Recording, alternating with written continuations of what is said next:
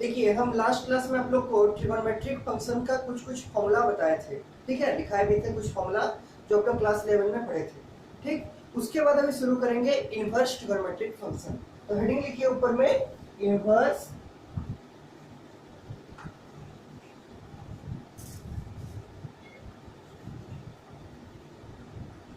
Trigonometric functions.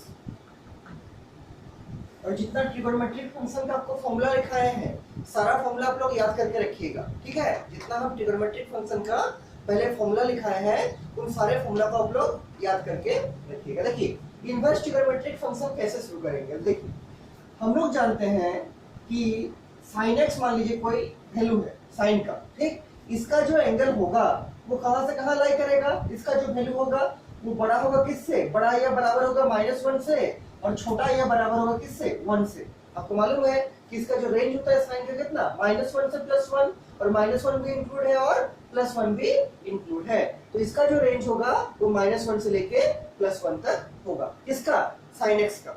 sin x का जो range होगा वो -1 से लेके +1 तक होगा। अब देखिए मान लीजिए आपके पास एक फंक्शन है ऐसा लिखा हुआ tan थीटा बराबर 1, tan थीटा बराबर 1, ठीक। तो यहां से अगर आप थीटा निकालिएगा, यहां से अगर आप थीटा निकालिएगा तो कितना आएगा, वो आएगा tan इनवर्स ऑफ 1। कितना आएगा, tan इनवर्स ऑफ 1। इसका मतलब tan इनवर्स ऑफ 1 का मतलब क्या कि tan का वो वैल्यू जहां पर tan का रिजल्ट कितना आएगा, 1 आएगा। तो ये क्या दे रहा है, पूरा थीटा दे रहा है। थीटा का मतलब क्या दे रहा है, एंगल दे रहा है। तो इसके बराबर किसके बराबर आएगा, ये एंगल के बराबर आएगा। कोई एंगल आएगा, जो भी एंगल आएगा। जैसे इस एग्जांपल में कितना एंगल आएगा, इसमें आएगा π/4, मतलब 45। आपको मालूम होगा कि tan 45 का वैल्यू 1 होता है। कितना, tan 45 का वैल्यू 1 होता है। तो ये जो थीटा आया वो क्या आया, tan इनवर्स ऑफ 1। इसका मतलब ये क्या दिया, ये हमको एंगल दिया। क्या दिया, एंगल दिया। कहने का मतलब है जितना भी ट्रिगोनोमेट्रिक फंक्शन है वो आपको क्या देगा, वो आपको सब के सब एंगल देगा। क्या देगा, एंगल देगा, कोई ना कोई एंगल देगा। जैसे साइन इनवर्स ऑफ मान लीजिए लिखा हुआ है, जैसे लिखा हुआ है sign inverse of 1/√2, sign inverse of 1/√2। तो ये क्या देगा, एंगल देगा। तो साइन का कितना डिग्री में 1/√2 होता है, आपको मालूम है 45 डिग्री। और इसको रेडियन में चेंज कीजिएगा तो कितना होगा, ये आपका π/4 रेडियन। कितना, π/4 रेडियन। इसी टाइप से अलग अलग जो इनवर्स ट्रिगोनोमेट्रिक फंक्शन है, चाहे कोई भी इनवर्स ट्रिगोनोमेट्रिक फंक्शन हो, सब क्या देगा, सब आपको एंगल देगा। उसको लिखिए नीचे में, all inverse trigonometric function, all inverse trigonometric functions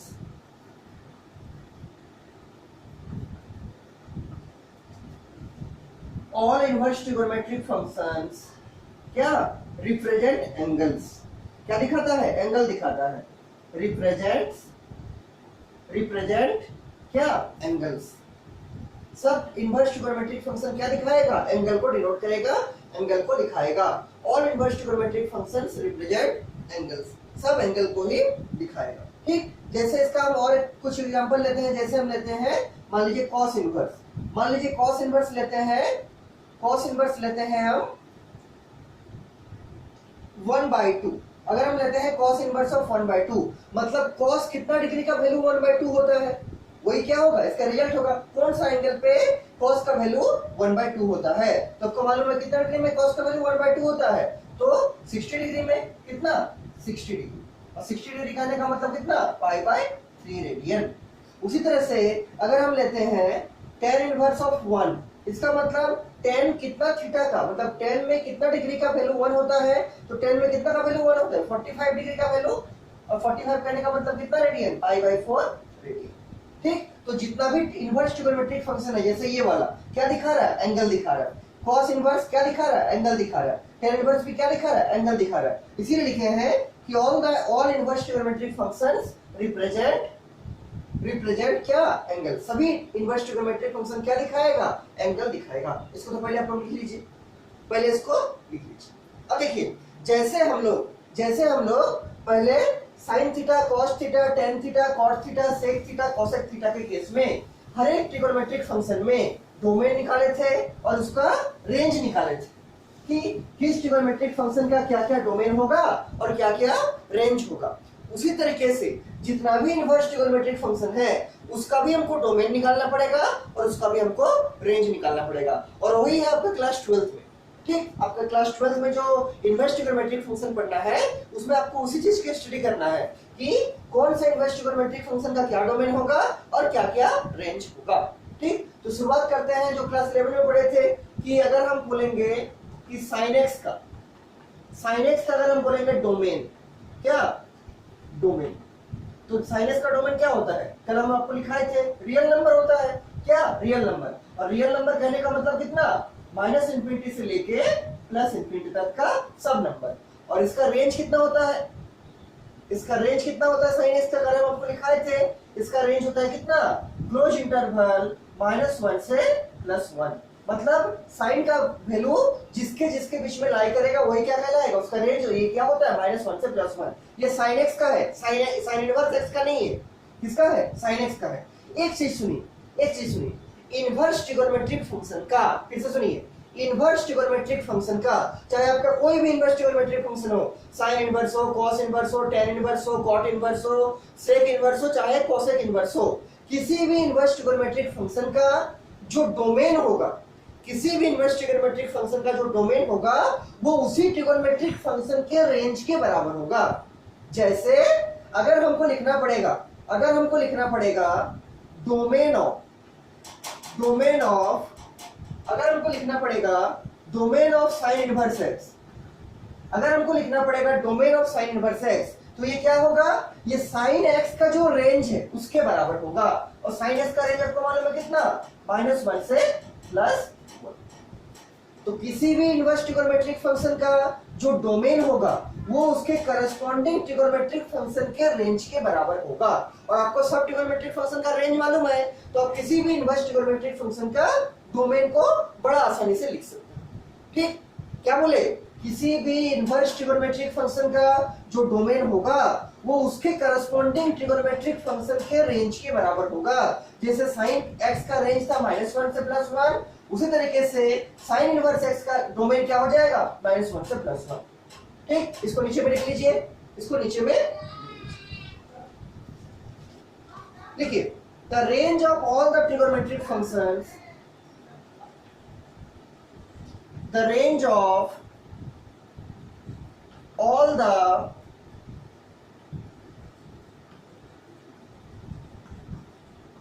trigonometric functions, the range of all the trigonometric function become the domain, किसका डोमेन होगा, of the corresponding inverse trigonometric function, of the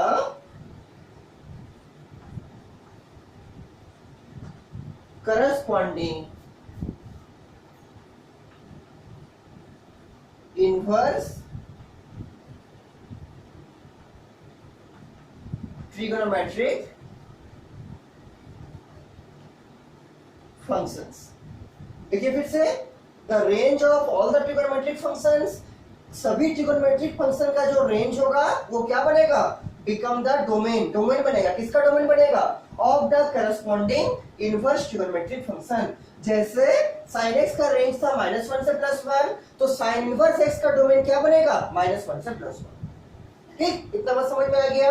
किसी भी ट्रिगोनोमेट्रिक फंक्शन का जो range होगा, किसी भी trigonometric function का जो रेंज होगा वो उसके करस्पॉन्डिंग इनवर्स ट्रिगोनोमेट्रिक फंक्शन का क्या बनेगा, डोमेन बनेगा, इनवर्स ट्रिगोनोमेट्रिक फंक्शन का डोमेन बनेगा। और आपको हम इसलिए पहले लिखाए हैं सब ट्रिगोनोमेट्रिक फंक्शन का डोमेन और रेंज। तो किसी भी ट्रिगोनोमेट्रिक फंक्शन का जो रेंज होगा वो उसके करस्पॉन्डिंग इनवर्स ट्रिगोनोमेट्रिक फंक्शन का क्या बनेगा, डोमेन बनेगा। जैसे sin x का रेंज था आपका -1 से +1, तो sin इनवर्स x का डोमेन होगा क्या, -1 से +1। ठीक, ये तो हो गया इनवर्स का डोमेन, डोमेन ऑफ इनवर्स। अब देखिए इनवर्स का रेंज कैसे निकालेंगे, इनवर्स का रेंज कैसे निकालेंगे, देखिए उसको समझिए, इसको पहले हम मिटाते हैं। ठीक, इसको हम पहले मिटाते हैं, इतना लिख लिए होंगे, इसको मिटाते हैं। क्या निकालना है, आप इनवर्स ट्रिगोनोमेट्रिक फंक्शन का हमको रेंज निकालना है। इनवर्स ट्रिगोनोमेट्रिक फंक्शन का तो डोमेन निकल गया। ठीक, अब इनवर्स ट्रिगोनोमेट्रिक फंक्शन का रेंज निकालेंगे। देखिए कैसे, तो ट्रिगोनोमेट्रिक फंक्शन का जो इनवर्स होगा, इनवर्स एग्जिस्ट करने के लिए, ट्रिगोनोमेट्रिक फंक्शन का जो इनवर्स एग्जिस्ट करेगा, इनवर्स बनने के लिए फंक्शन को क्या होना चाहिए, इनवर्टिबल होना चाहिए।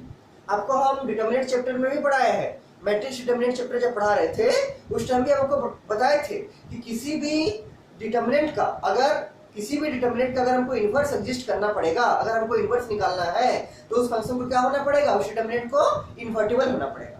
बिना इनवर्टिबल हुए हम उसका इनवर्स नहीं निकाल सकते हैं। उसी तरीके से अगर हमको ट्रिगोनोमेट्रिक फंक्शन का इनवर्स ट्रिगोनोमेट्रिक फंक्शन निकालना पड़ेगा, मतलब इनवर्स निकालना पड़ेगा, तो उस ट्रिगोनोमेट्रिक फंक्शन को क्या होना पड़ेगा, इनवर्टिबल होना पड़ेगा। और ये जो इनवर्टिबल हम बता रहे हैं इसका कुछ रिलेशन आपका चैप्टर 1 से भी है, जो आपका रिलेशन और फंक्शन वाला चैप्टर है, जो हम अभी तक नहीं पढ़ा है आपको, लेकिन हम उसका मेन चीज जो इस चैप्टर में यूज होगा इनवर्स ट्रिगोनोमेट्रिक फंक्शन में, उसको हम समझा दे रहे हैं। ठीक है, जितना चैप्टर नंबर 1 का चीज आपका चैप्टर नंबर 2 में यूज होगा उसको हम समझा के चैप्टर नंबर 2 का आगे बढ़ा रहे हैं। बाद में हम लोग चैप्टर नंबर 1 को भी पढ़ेंगे। ठीक, देखिए क्या बोले कि किसी भी ट्रिगोनोमेट्रिक फंक्शन का इनवर्स तभी एग्जिस्ट करेगा जब वो क्या होगा, इनवर्टिबल होगा। ये सब लिखना नहीं है, समझ लीजिए अभी। ठीक, जब वो क्या होगा, जब वो इनवर्टिबल होगा, जब वो क्या होगा, जब वो इनवर्टिबल होगा। अब देखिए इनवर्टिबल होने का मतलब क्या है। इनवर्टिबल कोई भी ट्रिगोनोमेट्रिक फंक्शन इनवर्टिबल कब होगा, उसका दो कंडीशन है, और ये दो कंडीशन अगर फुलफिल करेगा कोई भी ट्रिगोनोमेट्रिक फंक्शन तो वो इनवर्टिबल होगा, मतलब उसका इनवर्स एग्जिस्ट करेगा, ठीक, अब देखिए कब कोई ट्रिगोनोमेट्रिक फंक्शन इनवर्टिबल होगा, दो कंडीशन क्या है। पहला कंडीशन का नाम है वो फंक्शन होना चाहिए 1 1, अभी आप लोग ये सब पढ़े नहीं है इसलिए हम इसको समझाएंगे अभी। ठीक, वो फंक्शन होना चाहिए 1 1 फंक्शन। और दूसरा जिसका कंडीशन है इनवर्टिबल का वो होना चाहिए ऑन टू फंक्शन। ये जो हम नाम लिखे हैं 1 1 फंक्शन और 1 2 फंक्शन, ये सब आपका चैप्टर नंबर 1 में पढ़ना है। हम लोग तो अभी तक 1 चैप्टर को पढ़े नहीं है, इसलिए हम इसका ब्रीफ इंट्रोडक्शन आपको थोड़ा समझा देते हैं। ठीक, कि 1 1 फंक्शन क्या है, 1 2 फंक्शन क्या है। क्योंकि अगर कोई फंक्शन 1 1 और 1 2 दोनों नहीं होगा, दोनों में से अगर एक भी फॉल्स हो जाएगा तो वो इन्वर्टिबल नहीं होगा, उसका इनवर्स नहीं निकलेगा। इसका मतलब अगर हमको साइन का इनवर्स निकालना पड़ेगा तो हमको ये दिखाना पड़ेगा कि साइन जो है वो 1 1 भी है और ऑन 2 भी है। अगर हमको कॉस का इनवर्स निकालना पड़ेगा तो हमको ये दिखाना पड़ेगा कि कॉस जो है 1 1 भी है और ऑन 2 भी है। किसी भी ट्रिगोनोमेट्रिक फंक्शन का साइन, कॉस, टेन, कॉट, सेक, कोसेक, अगर हमको उसका इनवर्स निकालना है, अगर हमको उसके इनवर्स पे काम करना है तो हमको पहले ये दिखाना पड़ेगा कि वो जो फंक्शन है वो 1 1 भी है और ऑन 2 भी है। अब देखिए 1 1 का मतलब क्या है, हम यहाँ दिखा रहे हैं 1 1 का मतलब अब क्या है। देखिए जैसे आप लोग क्लास 11 में सेट के बारे में पढ़े थे, सेट थ्योरी क्लास 11 में था, ठीक, वही से समझा रहे हैं हम। देखिए मान लीजिए ये आपका एक पहला सेट है, इसका नाम देते हैं हम x, ठीक, दिस इज x, और इसका जो एलिमेंट है मान लीजिए ऐसे लिखते हैं 1 है, 2 है, 3 है, 4 है, इसमें 4 एलिमेंट है। और एक सेट है इसमें इस टाइप, ठीक, ये जो है आपका इसमें मान लीजिए कुछ एलिमेंट है, इसको हम बड़ा मान लीजिए बनाते हैं, ऐसे करके बड़ा बनाते हैं, और इसमें जो एलिमेंट है मान लीजिए ऐसे लिखा हुआ है कि 3 है, 4 है, 5 है, 6 है, 7 है, 8 है, 9, 10, 11 और 12 तक एलिमेंट है इस सेट में। और ये आपका y है और y बराबर है fx, और आपको एक कंडीशन लिखा हुआ है कि fx बराबर मान लीजिए 3x लिखा हुआ है। और आपको ये मालूम होगा कि ये जो पहला वाला है इसको क्या बोलते हैं, इसको बोलते हैं डोमेन, और जो सेकंड वाला सेट है इसको क्या बोलते हैं, इसको बोलते हैं कोडोमेन। सुने होंगे कोडोमेन, क्लास 11 में था, ठीक, इसको बोलेंगे डोमेन, इसको बोलेंगे कोडोमेन। अब देखिए हम क्या बता रहे हैं आपको कि 1 1 फंक्शन क्या है। देखिए अगर इसका कितना एलिमेंट है, x में कितना एलिमेंट है, 1 2 3 4 एलिमेंट, अगर इसका हर एक एलिमेंट का इमेज, इस सबको क्या बोलेंगे, इमेज बोलेंगे, ठीक, अगर इसका हर एक एलिमेंट का केवल और केवल एक ही इमेज होगा और कोडोमेन में होगा, इसके हर एक एलिमेंट का एक और एक इमेज होना चाहिए, कहां पर, कोडोमेन में, उस टाइम बोलेंगे क्या कि ये जो फंक्शन है आपका ये 1 1 फंक्शन है। जैसे यह क्या है, fx बराबर 3x, मतलब x से 3 को मल्टीप्लाई करेंगे तो क्या होगा 3 into 1, तो अगर हमको f of 1 निकालना पड़ेगा तो क्या होगा 3 into 1 करेंगे तो कितना आएगा 3, मतलब 1 का इमेज कौन बनाएगा, 1 3 के साथ बनेगा इमेज, 2 का किसके साथ बनेगा, 2 3 का कितना होगा 6, तो इसका 6 के साथ बनेगा, 3 3 का कितना होगा 9 के साथ बनेगा, और 4 3 का कितना, 4 3 होगा 12 के साथ इमेज बनेगा। मतलब क्या बोले, every element of domain has one and only one image in its codomain. हर एक एलिमेंट, यहाँ पर कोई एलिमेंट छूटना नहीं चाहिए। मान लीजिए यहाँ पर एक एलिमेंट है 3, लेकिन यहाँ पर 9 नहीं है, तो इसका 3 का तो इमेज 9 नहीं बनेगा। अगर यहाँ 9 आपका मान लीजिए नहीं रहेगा तो 3 तो यहाँ पर छूट जाएगा। उस टाइम में हम इसको 1-1 फंक्शन नहीं बोलेंगे। इसको कब 1-1 बोलेंगे? जब डोमेन का हर एक एलिमेंट का इमेज को डोमेन में होगा और वो एक ही होगा, एक से ज्यादा नहीं होगा। क्या बोले? 1-1 फंक्शन तभी होगा जब every element of domain has one and only one image in its codomain.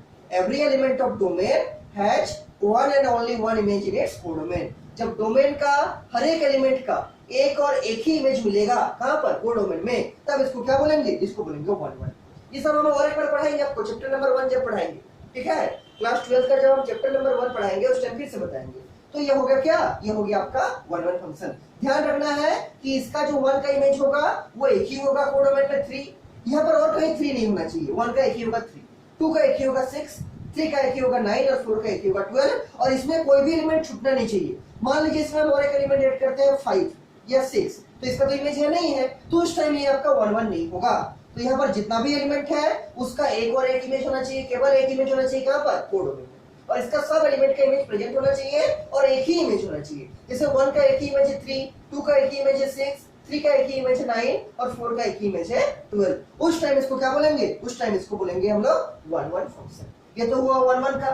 ठीक, अब देखिए 1-2 फंक्शन क्या है, हम 1-2 समझाते हैं। देखिए 1-2 क्या है। 1-2 के लिए क्या करना पड़ेगा? जैसे ये आपका एक पहला सेट है, इसको मान लीजिए x है, और ये आपका एक सेकंड सेट, ये मान लीजिए आपका y, ये मान लीजिए आपका y। कुछ एग्जांपल लेके हम समझाते हैं। देखिए क्या है, जैसे इसमें हम मान लीजिए लेते हैं 2, 4, 6, 8, ठीक, और इसमें मान लीजिए लेते हैं 1, 2, 3, 4, 5 ऐसे। और नीचे में लिखा हुआ है ये आपका y बराबर fx, सेकंड वाला जो है कोडोमेन वाला क्या है? y बराबर fx, और नीचे में लिखा हुआ है fx बराबर आपका 2x मान लीजिए लिखा हुआ। तो इमेज बन गया। ये क्या बनेगा? इमेज बनेगा। तो 1 का इमेज क्या होगा? 1 into 2 मतलब कितना? 2 बनेगा। 2 का इमेज क्या बनेगा? 4 बनेगा। 3 का इमेज क्या बनेगा? 6 बनेगा। और 4 का इमेज क्या बनेगा? 8 बनेगा। ठीक, ये चीज अलग है, वो चीज अलग है, इसको आराम समझिए। क्या है आपका 1-2 फंक्शन हम दिखा रहे हैं। 1-2 फंक्शन किसको बोलेंगे? ठीक, देखिए 1-2 फंक्शन बनने के लिए क्या करना पड़ेगा? आपका जो कोडोमेन का सेट है, this is the set of codomain, वो कोडोमेन का सेट, वो जो इमेज बनेगा इसमें से हर एक एलिमेंट इमेज बनेगा किसी ना किसी एलिमेंट का। किसमें? डोमेन में। आपको मालूम है डोमेन है, this is domain and this is codomain. तो कोडोमेन का जितना भी एलिमेंट होगा, all the elements of codomain have one and only one image in its domain. जितना भी एलिमेंट कोडोमेन में होगा उसका कोई ना कोई इमेज हो, उसका कोई ना कोई, ये किसी ना किसी का इमेज होगा। किसका? डोमेन का। जैसे 1 का 2 इमेज हो गया, 2 का 4 इमेज हो गया, 3 का 6 इमेज हो गया, 4 का 8 इमेज हो गया। तो ये क्या बनेगा? ये बनेगा आपका 1-2 फंक्शन। अगर इसमें से अगर कोडोमेन में कोई एक एलिमेंट मान लीजिए है 9, और 9 का मान लीजिए कोई 9 किसी का भी इमेज नहीं है, 9 किसी का भी इमेज नहीं है, तो उस टाइम हम इसको 1-2 फंक्शन नहीं बोलेंगे। उस टाइम हम इसको 1-2 फंक्शन नहीं बोलेंगे। ठीक, इसका कहने का मतलब क्या है? कोडोमेन में जितना भी एलिमेंट होगा वो डोमेन का किसी ना किसी एलिमेंट का इमेज जरूर रहेगा। उस केस में बोलेंगे इस फंक्शन को क्या? 1-2 फंक्शन। समझ में आ रहा है दोनों में अंतर? फिर से देखिए 1-1 फंक्शन कब बोलेंगे? जब डोमेन का हर एक एलिमेंट का केवल और केवल एक इमेज बनेगा। कहां पर? कोडोमेन में। और इसमें से कोई एलिमेंट छूटना भी नहीं चाहिए। Every element of domain has one and only one image in its codomain. जैसे 3 का 6 हो गया, 2 का 6, 1 का 3 हो गया, 2 का 6 हो गया, 3 का 9 हो गया और 4 का 12 हो गया। तो इस केस में क्या बोलेंगे? इसको हम बोलेंगे 1-1 फंक्शन। और 1-2 फंक्शन क्या बोलेंगे? कि कोडोमेन में जितना भी एलिमेंट रहेगा, वो डोमेन का इमेज होगा ही। कोडोमेन में जितना भी एलिमेंट रहेगा वो डोमेन का किसी ना किसी एलिमेंट का जरूर इमेज रहा होगा। मतलब कोडोमेन में कोई ऐसा एलिमेंट नहीं होना चाहिए जो आपका डोमेन का इमेज नहीं है। ठीक, अगर कोडोमेन में कोई ऐसा एलिमेंट रहेगा जो कि डोमेन का इमेज नहीं है, उस टाइम में हम इसको 1-2 फंक्शन नहीं बोलेंगे। लेकिन अगर कोडोमेन में हर एक एलिमेंट जो है इमेज है किसका? डोमेन का। कोडोमेन का हर एक एलिमेंट जो है इमेज है आपका डोमेन का, उस टाइम हम इसको क्या बोलेंगे? इसको बोलेंगे हम 1-2 फंक्शन। क्या बोलेंगे? 1-2 फंक्शन। समझ में आ रहा होगा, समझ में आ रहा होगा। जैसे अगर हम इसमें एग्जांपल लेते 9, तो 9 तो किसी का इमेज नहीं है डोमेन का, तो उस टाइम ये ऑन टू फंक्शन नहीं होगा। लेकिन अगर हम यहाँ से 9 को हटा देते हैं, अगर हम यहाँ से 9 को हटा देते हैं, तो हर एक एलिमेंट का क्या है, हर एक एलिमेंट क्या है, इमेज है डोमेन का, तो उस टाइम में इसको क्या बोलेंगे, इसको बोलेंगे हम ऑन टू फंक्शन। अब देखिए कोई भी फंक्शन का इन्वर्स तब एग्जिस्ट करेगा जब वो फंक्शन इन्वर्टिबल होगा, और इन्वर्टिबल होने के लिए दो कंडीशन है। पहला, वो फंक्शन आपका 1 1 होना चाहिए, मतलब डोमेन का हर एक एलिमेंट का केवल और केवल एक इमेज होना चाहिए, किसमें, उसका कोडोमेन में, और वो फंक्शन ऑन टू भी होना चाहिए। ऑन टू का मतलब वो जो कोडोमेन का जितना भी एलिमेंट है वो किसी ना किसी डोमेन का इमेज होना चाहिए, और इसमें कोई एलिमेंट छूटना नहीं चाहिए। इसमें कोई एलिमेंट नहीं छूटना चाहिए जिसका इमेज नहीं बनेगा, और इसमें से कोई इमेज नहीं छूटना चाहिए जो इमेज इसका नहीं बनेगा। ठीक, मतलब कोडोमेन में ऐसा कोई भी एलिमेंट नहीं होना चाहिए जो कि आपका डोमेन का इमेज नहीं है। ठीक, तो अगर फंक्शन को हमको इन्वर्टिबल दिखाना पड़ेगा तो हमको दो चीज करना पड़ेगा, उस फंक्शन को 1 1 दिखाना पड़ेगा और ऑन टू दिखाना पड़ेगा, 1 1 दिखाना पड़ेगा और ऑन टू दिखाना पड़ेगा। ठीक, और अगर हम उस फंक्शन को 1 1 और ऑन टू दिखा देते हैं तो वो फंक्शन इन्वर्टिबल होगा, मतलब उसका इन्वर्स एग्जिस्ट करेगा। अब देखिए हम थोड़ा सा बात करते हैं sin x के ग्राफ पे, समझ में आ गया 1 1 क्या है, ऑन टू क्या है। ठीक, 1 1 क्या है, ऑन टू क्या है, फिर से एक बार देख लीजिए। 1 1 होने के लिए every element of domain has one and only one image in its codomain, और ऑन टू होने के लिए क्या है, इसका जो कोडोमेन में जो भी एलिमेंट रहेगा वो डोमेन का इमेज जरूर रहा होगा। कोडोमेन में जो भी एलिमेंट रहेगा, जितना भी एलिमेंट रहेगा वो जरूर डोमेन का इमेज रहा होगा। जैसे 1 2 का 1 जो है, ये 2 जो है 1 का इमेज है, 4 जो है 2 का इमेज है, 6 जो है 3 का इमेज है, 8 जो है 4 का इमेज है। ये 1 2 हो गया, ये 1 1 हो गया।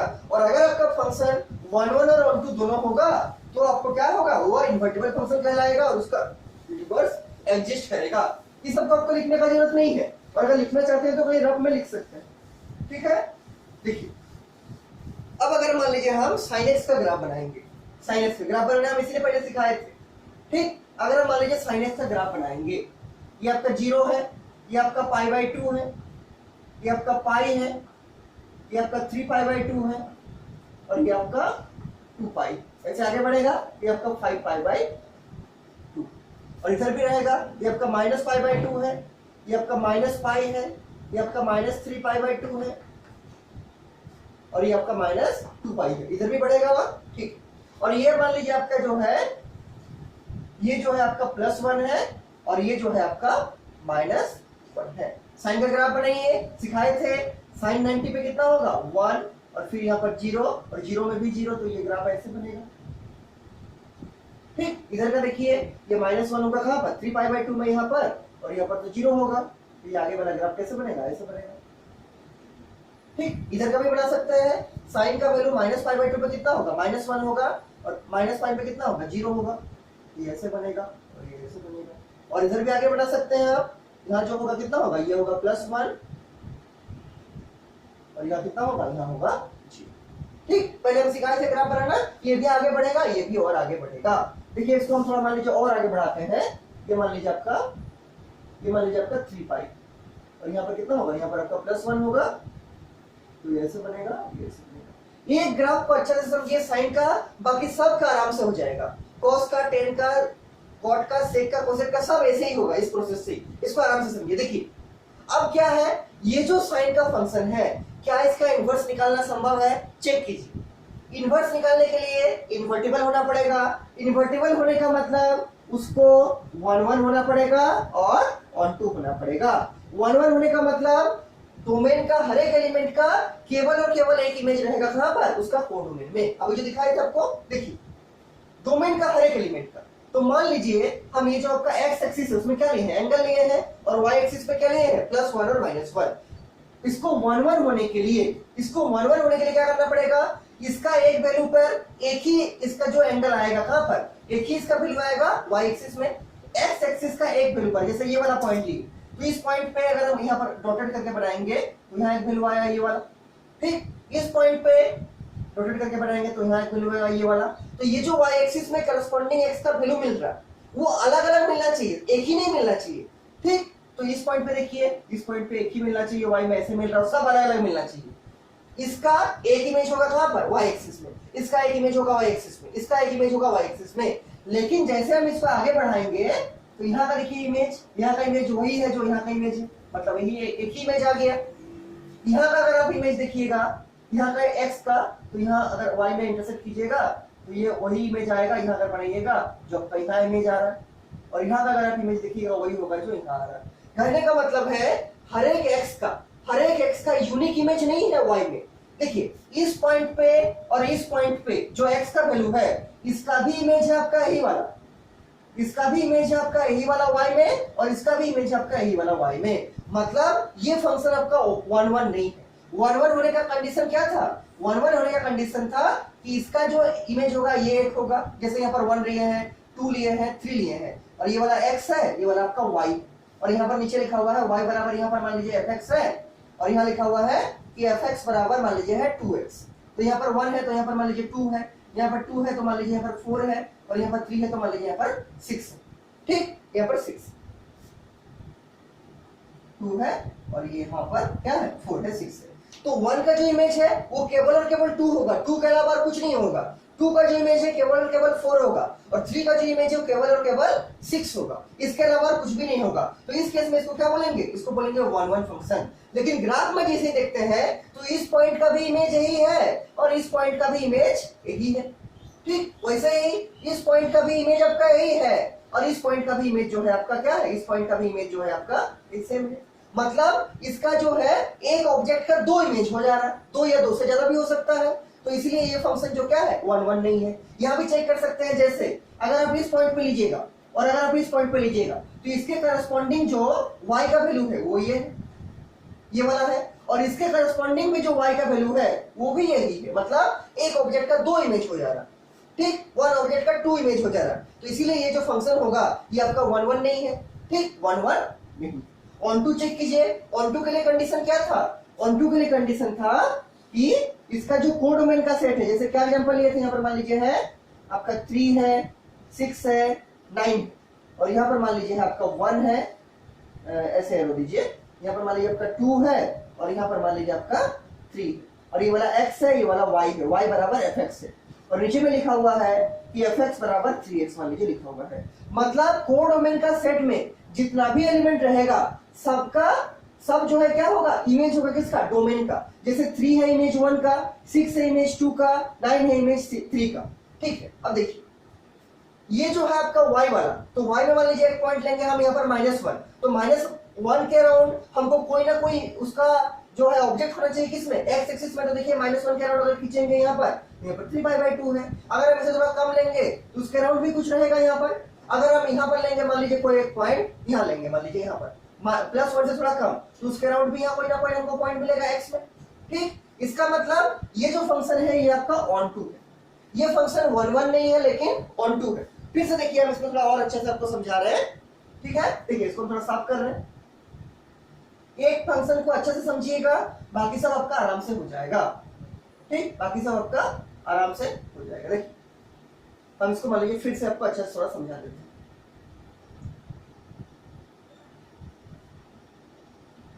देखिए 1 1 होने के लिए कंडीशन क्या है कि इसका डोमेन का हर एक एलिमेंट का केवल और केवल एक इमेज होना चाहिए। किसमें? इसका कोडोमेन में। लेकिन क्या देखते हैं, इसका जो एक्स एक्सिस में 2 पॉइंट लिए, मान लीजिए एक पॉइंट लिए ये वाला और एक पॉइंट लिए मान लीजिए ये वाला। इस पॉइंट का जो इमेज होगा, तो इमेज कैसे बनेगा? इस पे डालिए, एक पॉइंट बनाइए, और इसके करस्पॉन्डिंग जो वाई है वो ये वाला मिला है। इसके करस्पॉन्डिंग जो भी बनाइएगा वो भी आपका यहाँ बनेगा। मतलब इस पॉइंट और इस पॉइंट पे आपका 2 इमेज बन जा रहा है। ठीक, 2 आपका ऑब्जेक्ट का यहाँ पर एक ही बन रहा है, लेकिन यहाँ पर एक का एक होना चाहिए, यहाँ पर दोनों जगह का आपका जो इमेज है एक ही बन रहा है। ठीक, आपका एक ही बन रहा है, इसलिए ये जो फंक्शन होगा 1 1 नहीं होगा। 1 1 कब होता? जब आपका एक का एक ही इमेज बनता। लेकिन यहाँ पर तो इसका भी यही है और इसका भी यही है। उसी टाइप से अगर आप यहाँ और यहाँ लीजिएगा तो इसका भी यहाँ पर बन रहा है और इसका भी यहाँ पर बन रहा है, यहाँ पर बन रहा है, और ये भी आपका यहाँ बन रहा है। तो इसलिए ये फंक्शन क्या होगा? 1 1 नहीं होगा। ऑन टू के लिए क्या है? ऑन टू के लिए ये है कि आपका जो कोडोमेन का सेट है, आपका जो कोडोमेन का सेट है वो डोमेन का किसी ना किसी एलिमेंट का इमेज रहा होगा। तो कोडोमेन का सेट मान लीजिए y वाला हम मानते हैं, तो y का जो -1 है वो जरूर आपका उसमें कोई वैल्यू रहेगा। किसमें? x में तो है 3π/2।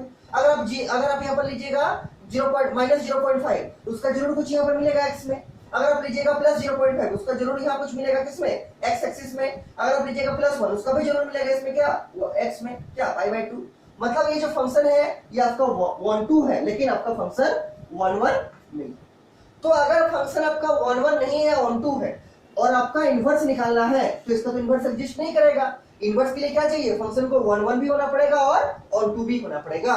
तो इसी फंक्शन को 1 1 और ऑन 2 दोनों बनाने के लिए हमको क्या करना पड़ेगा, ऑन 2 तो ये पहले से है। ऑन 2 क्यों है कि y एक्सिस का कोई भी आप पॉइंट लीजिएगा उसके करस्पॉन्डिंग आपको x एक्सिस मिल जाएगा। y एक्सिस पे कोई भी पॉइंट लीजिएगा उसके करस्पॉन्डिंग आपको x एक्सिस में कोई वैल्यू मिल जाएगा, इसलिए फंक्शन तो ऑन 2 है। 1 1 करने के लिए क्या करना पड़ेगा, इसके x के वैल्यू जो होगा वो y में एक ही होगा। जैसे यहाँ पर क्या हो रहा है, इस पॉइंट और इस पॉइंट पे जो वैल्यू है y में वो सेम आ रहा है, इस पॉइंट और इस पॉइंट में जो x का वैल्यू है उसके करस्पॉन्डिंग जो y का वैल्यू आ रहा है क्या हो रहा है, सेम हो रहा है, इसलिए 1 1 नहीं हो रहा है। तो हमको क्या करना पड़ेगा, तो अगर हमको इसका इनवर्स निकालना पड़ेगा, अगर हम चाहते हैं इस फंक्शन का इनवर्स निकाले तो हमको ये काम करना पड़ेगा कि इस ट्रिगोनोमेट्रिक फंक्शन में हमको वो रेंज चूज करना पड़ेगा, इस ट्रिगोनोमेट्रिक फंक्शन में हमको वो रेंज चूज करना पड़ेगा जिसमें ये फंक्शन क्या होना चाहिए, जिसमें फंक्शन 1 1 होना चाहिए, क्योंकि फंक्शन 1 2 तो पहले से है, 1 1 होना चाहिए। अब देखिए कौन सा रेंज चूज करेंगे, हम फिर से इसको बनाते हैं मान लीजिए ऐसे करके। तो हम इसमें कुछ पर्टिकुलर रेंज चूज करेंगे जिसमें जो है आपका फंक्शन का वैल्यू क्या होगा, फंक्शन का वैल्यू आपका 1 1 होगा। देखिए कौन सा रेंज चूज करेंगे, देखिए तो अगर हम इस फंक्शन में ये वाला रेंज मतलब यहां से लेके यहां तक के रेंज को चूज करेंगे, इसका यहां से यहां तक, देखिए फंक्शन पहले से 1 2 है तो हम 1 2 नहीं चेक करें, हम इसको चेक करना 1 1 का मतलब इसके करस्पॉन्डिंग x पे y का एक ही वैल्यू होगा। जैसे यहाँ पर देखिए अगर हम यहाँ से यहाँ तक के बीच का बाउंड्री को देख रहे हैं, यहाँ से यहाँ तक के बीच, इसको देखिए इस यहाँ पर एक x है उसके करस्पॉन्डिंग आपको एक ही y मिलेगा। अगर x थोड़ा छोटा कीजिएगा तो आपको उसके करस्पॉन्डिंग में एक ही y मिलेगा, अगर इससे छोटा कीजिएगा उसके करस्पॉन्डिंग आपको एक ही y मिलेगा, 2 y नहीं मिलेगा, ठीक, या 2x का 1 y नहीं मिलेगा। इसके अगर थोड़ा छोटा कीजिएगा x को उसके करस्पॉन्डिंग भी एक ही y मिलेगा। मतलब हर एक ऑब्जेक्ट का एक और एक इमेज मिल रहा है कहां पर, कोडोमेन में। यहाँ देखिए इस x पे आपको एक ही y मिलेगा, यहाँ पर इस x पे आपको एक ही y मिलेगा, यहाँ पर इस x पे आपको एक ही y मिलेगा, यहाँ पर मतलब 2x का एक इमेज नहीं हो रहा, ठीक, 2x का एक इमेज नहीं हो रहा। और हम लोग तो चूंकि रेंज यहां से यहां लिए हैं इसीलिए ये फंक्शन -π/2 से π/2 के रेंज के अंदर क्या होगा, 1 1 फंक्शन होगा, क्या होगा, 1 1 फंक्शन होगा। और पहले से तो ये 1 2 था, तो इसका मतलब अगर हमको इनवर्स पढ़ना है sin x का, मतलब sin इनवर्स x अगर हम लोग निकालना चाहते हैं तो हमको किस रेंज का कंसीडर करना पड़ेगा, -π/2 से +π/2। क्यों, क्योंकि -π/2 से +π/2 के बीच में ये फंक्शन 1 1 होगा। क्यों होगा, क्योंकि हर एक डोमेन का एक इमेज होगा, किसमें, कोडोमेन में एक और केवल एक ही इमेज होगा। जैसे ये देखिए x में क्या है, एक अगर हम लिए हैं -π/2 तो उसके करस्पॉन्डिंग जो y में है वो एक ही वैल्यू है, क्या है, +1। अगर हम लिए हैं -π/2 से थोड़ा सा छोटा वैल्यू तो उसके करस्पॉन्डिंग जो y में वैल्यू है वो एक ही है। अगर हम उससे और थोड़ा छोटा लिए हैं तो उसके करस्पॉन्डिंग जो y में वैल्यू है वो भी एक ही है, यहाँ पर भी वो भी एक ही है, ठीक। मतलब 2x का सेम y नहीं हो रहा है, 2x का सेम y नहीं हो रहा जैसे हमको ओरिजिनल ग्राफ में मिल रहा था। अगर हम यहाँ लेंगे एक x यहाँ लेंगे एक x यहाँ लेंगे तो इस दोनों x के लिए जो आपका y का वैल्यू हो रहा था क्या हो रहा था, सेम हो रहा था। इन दोनों x के लिए y का जो वैल्यू हो रहा था सेम हो रहा था, इसलिए ये 1 1 नहीं हो रहा था। लेकिन अगर हम लोग इसका रेंज कंसीडर करेंगे -π/2 से +π/2 के बीच में तो क्या हो रहा है, इसके एक x पे एक ही y हो रहा है, दूसरा x पे दूसरा y हो रहा है, तीसरा x पे तीसरा y हो रहा है, ठीक। पहला x पे पहला y हो रहा है, दूसरा x पे दूसरा y हो रहा है, तीसरा x पे तीसरा y हो रहा है। मतलब 2x में एक ही y नहीं मिल रहा है। इसीलिए अगर हमको इसका इनवर्स निकालना पड़ेगा साइन का तो हमको इसका रेंज क्या लेना पड़ेगा, -π/2 से कहां तक, ये π/2 तक, क्योंकि इसी के बीच में ये 1 1 होगा और पहले से तो 1 2 था। और अगर इसके बीच में 1 1 होगा और 1 2 तो पहले से है, मतलब इसका जो इनवर्स एग्जिस्ट करेगा किसके बीच में एग्जिस्ट करेगा, -π/2 से +π/2। इसीलिए जो इसका रेंज होगा, इसीलिए जो इनवर्स ट्रिगोनोमेट्रिक फंक्शन का रेंज होगा sin x का वो क्या होगा, -π/2 से +π/2, ठीक। ये सब आपको लिखना नहीं है, समझाए हैं, अभी हम लिखा रहे जो आपको लिखना है, ठीक। अभी देखिए इसको बिठा रहे हम फिर से अच्छे से बना दे रहे हैं। ये तो हम समझाए 1 1 क्या है, 1 2 क्या है, और फंक्शन का इनवर्स के लिए क्या चाहिए, दोनों कंडीशन सेटिस्फाई होना चाहिए। मतलब उसको 1 1 भी करना पड़ेगा और ऑन टू भी करना पड़ेगा। और दोनों चीज करने के लिए पहले से तो वो ऑन टू है, 1 1 करने के लिए क्या रेंज लेंगे साइन में, -π/2 से +π/2। आप लोग इसको बनाइए, इसके नीचे जहां तक लिखे हैं उसके नीचे आप लोग इस ग्राफ को बनाइए, हम उसी को अच्छा से बना दे रहे हैं। देखिए साइन का ही ग्राफ है, ये आपका π/2 है, ये आपका पाई है, ये आपका 3π/2 है, और ये आपका मान लीजिए 2π है, और ये आपका -π/2 है, और ये आपका -π, ये 0 है, और ये +1 है, और ये -1। ठीक, साइन का ग्राफ बनाइए।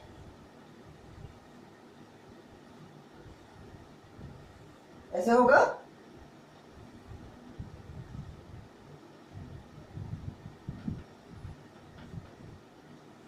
ऐसे टाइप का हो। ठीक, देखिए इसको हमको इसका इनवर्स निकालने क्या करना पड़ेगा, क्या बोले कि इसका जो रेंज होगा वो कहां से कहां होगा, इस -π/2 से +π/2 के बीच में होगा। और इसको थोड़ा बोल्ड बना दीजिए, इसको थोड़ा मोटा कर दीजिए यहाँ से, ताकि आपको ग्राफ में दिखे कि इसका जो रेंज हम लिए हैं कहां से लिए हैं, वो लिए हैं -π/2 से +π/2 के बीच में। ठीक, इसकी क्यों लिए, क्योंकि तब मेरा फंक्शन क्या होगा, 1 1 होगा और 1 2 भी होगा, और तभी मेरा इनवर्स एग्जिस्ट करेगा।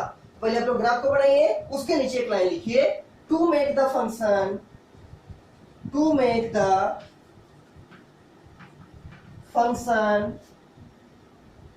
1 1 and on 2, 1 1 and on 2, we restrict the graph of sin x between, we restrict the graph of sin x between क्या, -π/2, +π/2। क्यों, क्योंकि इसको 1 1 और on 2 बनाने के लिए, और 1 1 और on 2 इसको क्यों बनाना चाहते हैं, क्योंकि अगर फंक्शन को हम 1 1 और on 2 दिखाएंगे तभी उसका इनवर्स एग्जिस्ट करेगा।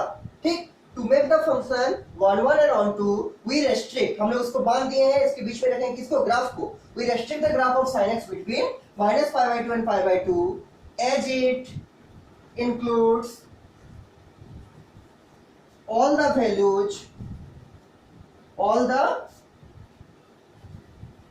values between -1 and +1, क्या, -1 and +1। इसीलिए जो आपका रेंज होगा sin x का, sin इनवर्स x का, वो क्या होगा, -π/2 से +π/2। नीचे लिखिए, therefore range of sin inverse x, ये आपका क्या होगा, therefore range of sin inverse x बराबर क्या, क्लोज इंटरवल -π/2 को मान लेके क्या, π/2, ये आपका रेंज। और sin इनवर्स x का डोमेन तो हम पहले लिखाए थे, sin इनवर्स x का डोमेन क्या था, sin इनवर्स x का डोमेन था -1 से +1, पहले लिखाए हैं, और sin इनवर्स का रेंज क्या हो गया, -π/2 से π/2। क्योंकि अगर हम -π/2 से π/2 का रेंज लेंगे यहां से यहां तक, तभी ये फंक्शन आपका 1 1 भी होगा और on 2 भी होगा, और अगर 1 1 होगा on 2 होगा तभी इनवर्टिबल होगा। इनवर्टिबल कहने का मतलब इसका इनवर्स एग्जिस्ट करेगा। तो इसका इनवर्स को एग्जिस्ट कराने के लिए हम इसका जो रेंज लिए हैं वो -π/2 से +π/2 के बीच में लिखे। कोई प्रॉब्लम नहीं होना चाहिए, क्या ये range of sin inverse x बराबर -π/2 to π/2। और ये जो रेंज है -π/2 से π/2, इसको बोलते हैं range of principal value branch. इस रेंज का क्या नाम है, range of principal value branch. इसके नीचे लिखिए, it is known as range of principal value branch. Principal PRINCIPAL, principal value branch, BRANCH, principal value branch for sin inverse x। Last line देखिए क्या लिखे, बोल दे रहे हम, it is known as range of principal value branch of sin inverse x। Principal value branch of क्या, sin inverse x। ठीक, तो sin इनवर्स के लिए आपको दो चीज मिल गया, डोमेन मिल गया और रेंज मिल गया। ठीक, क्या लिखा last line, it is known as range of principal PRINCIPAL, principal value branch of sin inverse x। ये जो रेंज है आपका, इसी रेंज को क्या बोलेंगे, principal value branch of sin inverse x। आपको अगर क्वेश्चन में मिलेगा कि रेंज निकालिए, डोमेन निकालिए, तो आपको निकालना पड़ेगा। क्वेश्चन देखेंगे बाद में, पहले इसको थ्योरी समझ लीजिए। ठीक, इसको पूरा बैठा रहा है, इतना आपका sin इनवर्स x का काम हुआ। ऐसा सबका काम करेंगे, cos का, tan का, cot का, sec का, cosec का। ठीक है। देखिए अब देखिए साइन इनवर्स एक्स में हम लोग दो चीज मिल गया हम लोग को, उसके नीचे अगर आप लोग चाहें तो स्टार देके लिख सकते हैं कि for sine inverse x domain क्या है, क्या मिला डोमेन, डोमेन मिल गया क्या -1 से +1, और रेंज क्या मिल गया, रेंज मिल गया कितना, क्लोज इंटरवल -π/2 से +π/, किसके लिए, साइन इनवर्स एक्स के लिए। कितना हो गया, ऐसा और 6 मिलेगा, cos इनवर्स एक्स के लिए मिलेगा, tan इनवर्स एक्स के लिए मिलेगा, cot inverse x, sec inverse x और cosec इनवर्स एक्स, और सब में अलग अलग हो। ये हो गया। अब देखिए डोमेन तो हम लोग का पहले ही मालूम था कि साइन का जो रेंज होगा, साइन एक्स का जो रेंज होगा वही साइन इनवर्स का डोमेन होगा, पहले ही बताए थे। उसी टाइप से हम cos का निकाल सकते हैं। तो इसके नीचे लिखिए डोमेन एंड रेंज फॉर, इसको लिख लिए हैं स्टार देके ताकि आपको याद रहेगा। और ऐसे भी हम जब चैप्टर आपका खत्म हो जाएगा थ्योरीज का, उसके बाद हम 6 इनवर्स फंक्शन का डोमेन और रेंज एक टेबल में बना के रख देंगे ताकि आप उसको मेमोराइज कर सकें। ठीक, इस दोनों को लिख लिए, साइन इनवर्स एक्स का डोमेन और रेंज। इसके नीचे लिखिएगा फॉर, इसके नीचे लिखिएगा domain and range for cos inverse x, domain and range for cos inverse x, domain and range for cos inverse x। देखिए पहले हमको cos का डोमेन रेंज लिखना पड़ेगा, ठीक। तो डोमेन ऑफ cos x आपको मालूम होना चाहिए, डोमेन ऑफ cos x क्या है, डोमेन ऑफ cos x है रियल नंबर, पहले हम लिखाए थे कल के क्लास में, लास्ट क्लास में। और डोमेन ऑफ cos x, और रेंज ऑफ cos x क्या है, रेंज ऑफ cos x ये क्या है, ये भी तो वही है -1 से +1, ये इनवर्स नहीं है, cos x है, cos x है। हम लोग निकालना चाहते हैं डोमेन और रेंज किसका, cos इनवर्स x का। ठीक, तो पहले हम लिखे cos x का डोमेन रेंज, तो cos x का डोमेन क्या है, रियल नंबर, और cos x का रेंज क्या है, -1 से +1। और आपको अभी बताए कि ट्रिगोनोमेट्रिक फंक्शन का जो रेंज होगा वही इनवर्स ट्रिगोनोमेट्रिक फंक्शन का डोमेन बनेगा। तो यहां से क्या बनेगा, यहां से बनेगा domain of cos inverse x, क्या बनेगा, जो cos x का रेंज है, मतलब -1 से +1। देखिए cos x का डोमेन है रियल नंबर, cos x का रेंज है -1 से +1। और आपको अभी बताया है कि इनवर्स फंक्शन का जो डोमेन होता है वो जो नॉर्मल फंक्शन है उसका जो रेंज होता है उसके बराबर होता है। अभी आपको लिखा है कि the range of all the trigonometric function become the domain of their corresponding inverse trigonometric function, मतलब cos x का जो रेंज होगा वही cos इनवर्स x का डोमेन होगा। तो cos इनवर्स x का डोमेन मिलेगा कितना, -1 से +1। अब रेंज चेक करना पड़ेगा, और रेंज भी कैसा, प्रिंसिपल वैल्यू ब्रांच, जिसमें फंक्शन 1 भी होगा और 1 भी होगा। देखिए तो पहले हमको ग्राफ प्लॉट करना पड़ेगा, तो हम ग्राफ पहले प्लॉट करते हैं किसका, cos x का, किसका, cos x। ठीक, आपको पहले हम इसलिए ग्राफ सिखाए हैं सारे फंक्शन का, ये π/2 5, ये 3π/2, और ये मान लीजिए है 2π। ये है आपका -π/2, ये आपका -5, बस यहीं तक रखते हैं। ये मान लीजिए है 0, और ये मान लीजिए है 1, +1 बोलिए, और ये मान लीजिए है -1। cos 0 पे होता है +1, तो यहाँ होगा, cos 90 होता है 0, ऐसे आएगा ग्राफ, इधर भी आपका ऐसे आएगा ग्राफ। उसके बाद देखिए यहाँ पर ऐसे, यहाँ पर होगा ग्राफ, हम पहले प्लॉट करना आपको सिखाए हैं। ठीक, ऐसे आएगा, और इधर का क्या होगा, देखिए ऐसे आएगा, और यहाँ मान लीजिए और एक वैल्यू है -3π/2, तो यहाँ पर ऐसे जाएगा।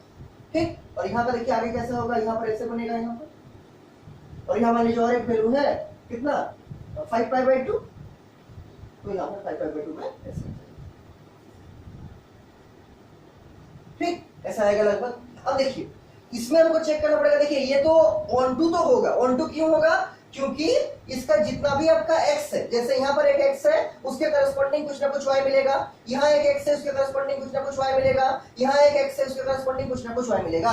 तो फंक्शन आपका ऑन टू तो होगा। अब 1 होगा कि नहीं चेक करना है। 1 के लिए क्या कंडीशन है कि 1 के लिए कंडीशन है कि उसका जो डोमेन होगा उसका हर एक एलिमेंट का एक ही इमेज होगा, यूनिक इमेज होगा, किसमें, वो डोमेन में। लेकिन यहाँ पर क्या देख रहे हैं, अगर हम यहाँ पर भी -π/2 से π/2 लेना चाहेंगे जैसे साइन इनवर्स में किए थे, तो क्या होगा, इस पॉइंट पे और इस पॉइंट पे आपका एक ही कोडोमेन में एलिमेंट होगा। यहाँ पर देखिए एक ही एलिमेंट होगा, तो ये तो आपका ऑन टू नहीं है।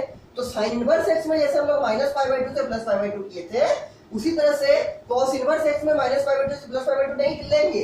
क्यों नहीं लेंगे, इसलिए नहीं लेंगे क्योंकि -π/2 से +π/2 के रेंज के अंदर यहाँ पर एक एलिमेंट लिए हैं, यहाँ पर एक एलिमेंट लिए हैं, और दोनों का जो इमेज बना वो एक ही जगह बना। ऐसा तो नहीं होना चाहिए 1 1 के लिए। तो मतलब ये -π/2 से +π/2 का रेंज को इसमें नहीं लेंगे। तो कौन सा रेंज लेंगे? तो ध्यान से देखिए, अगर हम इसका रेंज 0 से लेके पाई लेते हैं तो क्या होगा? ये वाला रेंज, ये वाला रेंज में मेरा फंक्शन 1 1 होगा कि नहीं होगा चेक कीजिए। 1 1 होने का मतलब इसका x का वैल्यू में इसका करस्पॉन्डिंग एक ही y मिलेगा। तो इस पॉइंट पे देखिए एक ही y है, इस पॉइंट पे एक ही y मिलेगा, इस पॉइंट पे एक ही y मिलेगा, इस पॉइंट पे एक ही y मिलेगा, यहाँ पर इस पॉइंट पे एक ही y मिलेगा, और इस पॉइंट पे भी एक ही y मिलेगा। मतलब यहाँ तक एक ही y मिलेगा। तो 0 से पाई के रेंज के अंदर, 0 से पाई के रेंज के अंदर फंक्शन जो है आपका 1 1 होगा, 1 1 होगा। ऑन टू तो पूरा में होगा, ऑन टू का तो बात ही नहीं कर रहे, ऑन टू पूरा में होगा, लेकिन 1 1 कहां से होगा? कॉस में 0 से लेके पाई के अंदर क्या होगा? फंक्शन जो है आपका 1 1 होगा। 1 1 कहने का मतलब इसके एक x के वैल्यू पे एक यूनिक y होगा, इसके दूसरे x के वैल्यू पे इसका दूसरा y होगा, वही y नहीं होगा जो पहले हुआ था।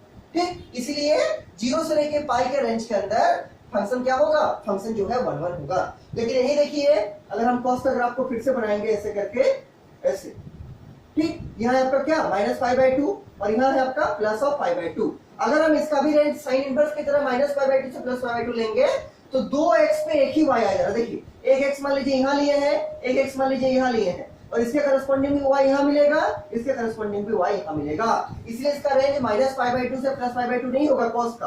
कहाँ होगा? 0 से लेके पाई, क्योंकि 0 से लेके पाई का जो इंटरवल है उसमें एक x का वैल्यू पे केवल और केवल एक ही y मिल रहा है, दूसरे x के वैल्यू पे दूसरा y मिलेगा, तीसरा x के वैल्यू पे तीसरा y मिलेगा, चौथा x के वैल्यू पे चौथा y मिलेगा, पांचवा x के वैल्यू पे पांचवा y मिलेगा। सेम y नहीं मिलेगा, दो सेम वैल्यू ऑफ x के लिए सेम y नहीं मिलेगा। इसीलिए इसका जो रेंज होगा, इस ग्राफ को बना लिए हैं, इतना मार्क करने का जरूरत नहीं है आपको ग्राफ में। आप सिंपली क्या कीजिएगा, इसका जो यहाँ मार्क कीजिएगा ऐसे 0 में, और एक पाई में मार्क कीजिएगा, और इसको थोड़ा सा बोल्ड बनाइएगा, इसको थोड़ा मोटा बनाइएगा 0 से पाई को, ताकि आपको दूर से दिखे कि इसका जो प्रिंसिपल वैल्यू ब्रांच है कौन है? 0 से लेके पाई। किसमें? कॉस इनवर्स के लिए। तो डोमेन हो गया कॉस इनवर्स इसका ये, इसके नीचे क्या लिखिएगा? Range of cos inverse x क्या होगा? क्लोज इंटरवल 0, पाई, क्योंकि 0, पाई में ही जो है आपका ये फंक्शन 1 1 होगा, और पहले से तो 1 2 था, मतलब इसका इनवर्स एग्जिस्ट करेगा। इसलिए हमको जो रेंज लेना पड़ेगा वो क्या? वो 0 से लेके पाई का रेंज लेना पड़ेगा। तो कॉस इनवर्स में भी दो चीज आपको मिल गया, उसका डोमेन मिल गया कितना? -1 से +1, उसका रेंज भी आपको मिल गया कितना? 0 से पाई। ठीक, उसका रेंज भी आपको मिल गया 0 से पाई। ठीक, उसके बाद देखिए हम साइन इनवर्स का और कॉस इनवर्स का साथ में लिखते हैं डोमेन और रेंज। ठीक, देखिए इसको मिटा रहे हैं, ग्राफ को बनाइएगा, यहाँ पर एक मार्क कीजिएगा ऐसे करके, यहाँ एक मार्क कीजिएगा ऐसे करके, और इसको थोड़ा मोटा कर दीजिएगा बोल्ड, ताकि आपको दिखे कि कॉस इनवर्स का जो आपका प्रिंसिपल वैल्यू ब्रांच है वो कहां से कहां है? 0 से लेके पाई। क्यों है? तो इसलिए है क्योंकि 0 से लेके पाई में आपका फंक्शन क्या होगा? 1 1 होगा। फंक्शन क्या होगा? फंक्शन आपका 1 1 होगा। इसको मिटा रहे हैं, और हम एक टेबल के फॉर्मेट में साइन इनवर्स का और कॉस इनवर्स का डोमेन और रेंज को साथ में लिखते हैं, ताकि आप याद रख सकें, और आपको वही याद रखना है। ठीक है, आपको वो जो डोमेन और रेंज है इनवर्स फंक्शन का, आपको वही याद रखना है। इसके नीचे लिखिएगा स्टार देके लिखिएगा, पहले लिखिएगा साइन इनवर्स x, और यहाँ टेबल बनाइएगा डोमेन का। दो ही फंक्शन पढ़े अभी तक हम लोग, दो ही फंक्शन का काम करेंगे, डोमेन, और उसके साइड में लिखिएगा रेंज। ठीक, तो साइन इनवर्स x के लिए डोमेन क्या हुआ? देखिए कॉपी में -1 से +1, और इसका रेंज क्या हुआ? इसका रेंज हुआ कितना? इसका रेंज हुआ क्लोज इंटरवल -π/2 से क्या? +π/2। और कॉस इनवर्स में भी क्या हुआ? कॉस इनवर्स x का भी जो डोमेन हुआ वही हुआ जो साइन का था, मतलब -1 से +1, और जो इसका रेंज हुआ वो भी वही रहा, लेकिन चेंज हुआ क्या? क्लोज इंटरवल में तो रहा, लेकिन 0 से लेके पाई हो गया। क्या? 0 से लेके pi close interval. Sine inverse x का डोमेन -1 से +1, और इसका रेंज कितना? -π/2 से +π/2 क्लोज इंटरवल। और कॉस इनवर्स x का डोमेन क्या? -1 से +1, और इसका रेंज क्या? क्लोज इंटरवल में रहा, लेकिन 0 से पाई हो गया, क्योंकि 0 से पाई में ये फंक्शन क्या होगा? 1 1 होगा, और इसका इनवर्स एग्जिस्ट करेगा। तो अभी फिलहाल के लिए आप ये दोनों चीज को याद रखिए।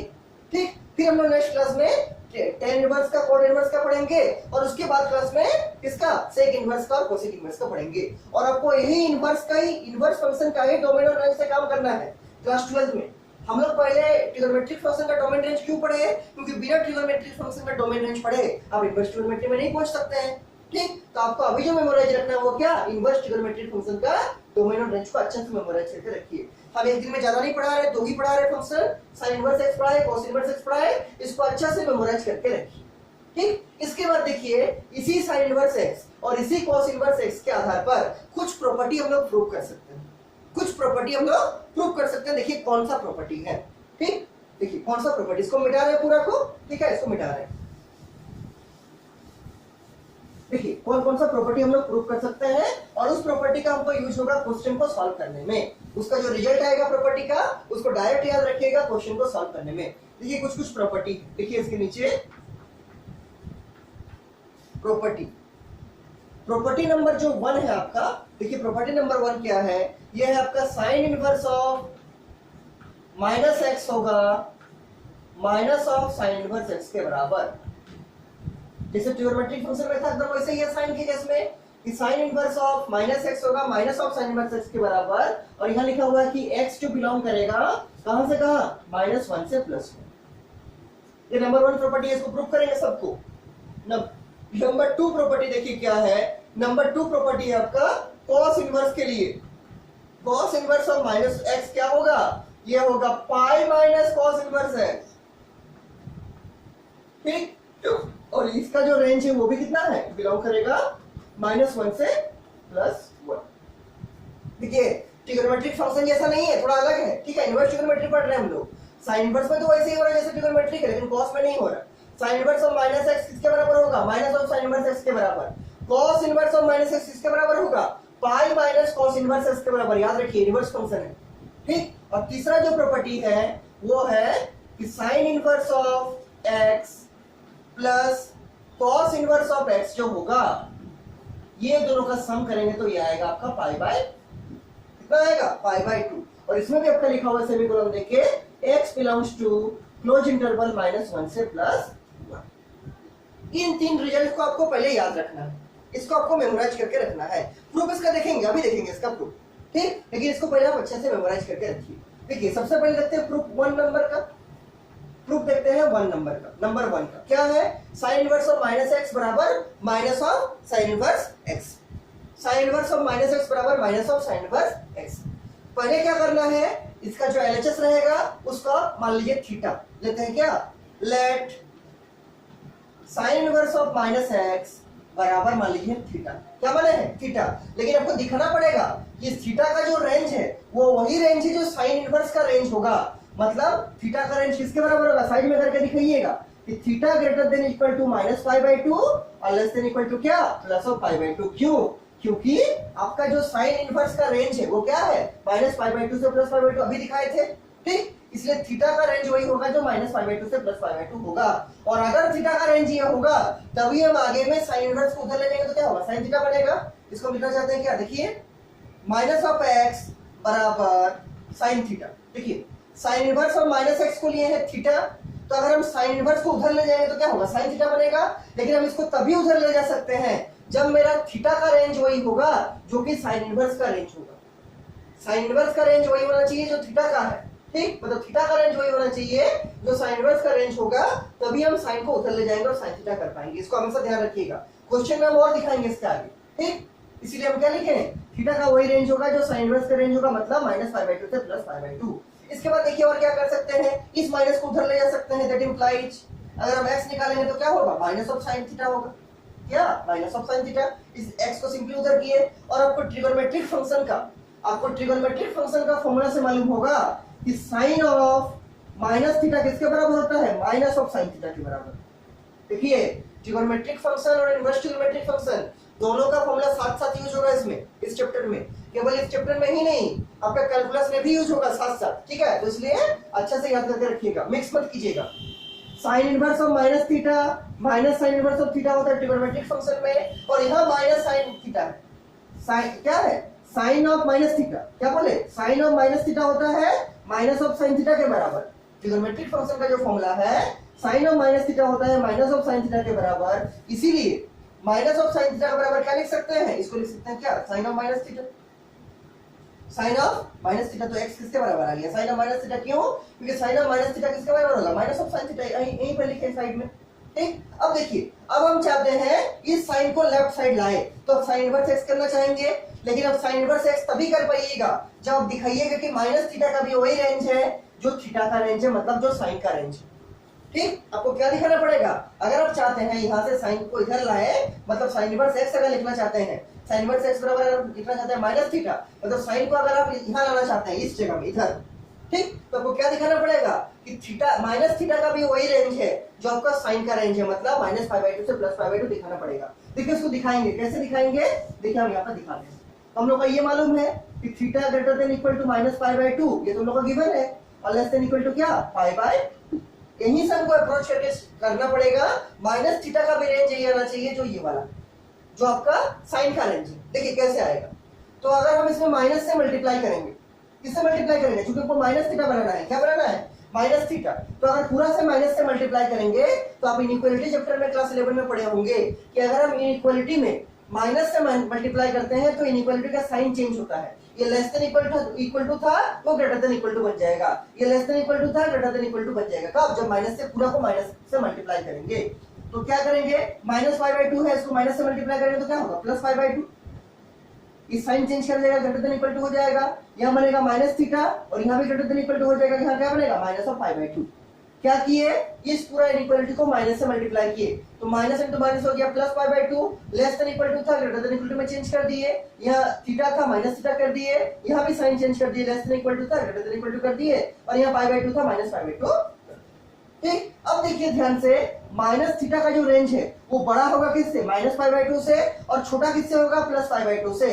तो इसको तो हम ऐसा भी लिख सकते हैं कि माइनस थीटा बड़ा होगा किससे, ग्रेटर देन होगा माइनस पाई बाई 2 से, और छोटा किससे होगा, प्लस ऑफ पाई बाई 2 से। वही चीजें घुमा के लिखे हैं कि माइनस थीटा जो होगा वो बड़ा या बराबर होगा किससे, माइनस पाई बाई 2 से। देखिए वही लिखे हैं, minus theta greater than equal to होगा किससे, माइनस पाई बाई 2, और छोटा या बराबर होगा किससे, प्लस पाई बाई 2 से। वही लिखे हैं, लेस देन इक्वल टू क्या, प्लस ऑफ पाई बाई 2। इसी को घुमा के लिखे नीचे।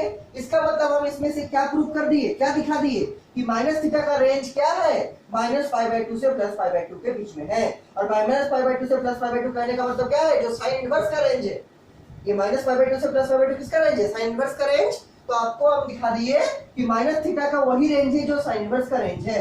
और अब हम इस साइन को इधर ला सकते हैं, क्या लिख सकते हैं कि साइन इनवर्स ऑफ x बराबर माइनस ऑफ थीटा। क्या, ये माइनस थीटा यही रह गया, और साइन क्या हो गया, इधर आके साइन इनवर्स x बन गया। लेकिन इसको यहाँ लाने के लिए आपको ये चीज हर बार दिखाना पड़ेगा कि यहाँ जो एंगल है वो वही एंगल है जो आपका साइन का रेंज रहेगा। ठीक, जो आपका साइन इनवर्स का रेंज होगा। साइन इनवर्स का रेंज क्या है, माइनस पाई बाई 2 से प्लस पाई बाई 2। तो हम लोग क्या दिखा दिए कि माइनस थीटा जो है बिलोंग करेगा किसमें, माइनस पाई बाई 2 से प्लस पाई बाई 2 में, इसलिए हम साइन को इधर ला पाए। और अब देखिए थीटा किसके बराबर हम माने थे, थीटा माने थे आप sign inverse of minus x के बराबर, किसके बराबर, sign inverse of minus x के बराबर है। तो उसको बराबर क्या आएगा, ये आएगा, देखिए यहाँ पर एक स्टेप और करते हैं, ये जो माइनस थीटा है इस माइनस को हम पहले लाते हैं, इस माइनस को हम पहले लाते हैं, तो क्या आएगा, यहाँ लाते हैं, तो minus of sine inverse of x बराबर क्या आएगा, थीटा आएगा। इस माइनस को यहाँ आगे ले आए तो minus of sine inverse x क्या आएगा, थीटा आएगा। और थीटा किसके बराबर है, sign inverse of minus x के बराबर लिखते हैं उसको। ये तो ऐसे ही रहेगा, minus of sine inverse x ऐसे ही रहेगा, और बराबर क्या होगा, बराबर आपका क्या, बराबर आपका साइन इनवर्स ऑफ x रहेगा। थीटा किसके बराबर है, थीटा है sign inverse of minus x, sign inverse of minus x। कुछ नहीं किए हैं, इस माइनस को इधर लाए तो माइनस साइन इनवर्स x बना, बराबर थीटा बना, और थीटा किसके बराबर बना है, sign inverse of minus x के बराबर। तो थीटा का जगह रख दिया sign inverse of minus x। क्या आ गया, रिजल्ट वही आ गया कि sign inverse of minus x होगा किसके बराबर, minus of sine inverse x के बराबर। केवल टर्म का आगे पीछे ठीक करके लिखते हैं, इसको पहले लिखते हैं पूरा, इसको बाद में लिखते हैं। तो क्या हो जाएगा, sign inverse of minus x किसके बराबर होगा, minus of sine inverse x के बराबर, minus of sine inverse x के बराबर। इसको लिख के घेर दीजिए। ये रिजल्ट आ गया जो यहाँ पर है कि sign inverse of minus x किसके बराबर होगा, minus of sine inverse x के बराबर, minus of sine inverse x के बराबर। This is the proof of first property, this is the proof of first property. ये फर्स्ट प्रॉपर्टी का आपका प्रूफ है। इसके बाद हम लोग देखेंगे सेकंड प्रॉपर्टी का प्रूफ और थर्ड प्रॉपर्टी का प्रूफ। आज ही को देखेंगे इसके थोड़ी देर के बाद। पहले आप लोग इसको लिख लीजिए शांति से, इसको समझ लीजिए, और साइन इनवर्स और कॉस इनवर्स का जो डोमेन और रेंज हम आपको बताए उसको अच्छे से याद रखिए, और देखिए समझ में आ रहा कि नहीं। और जितना लिखा है हमको लिख के भेजिए और बताइए समझ में आ रहा कि नहीं आ रहा। अगर नहीं आ रहा हमको बोलिए, हम फिर से समझाएंगे। ठीक है, उसके बाद हम लोग इसके आगे करेंगे। ठीक है।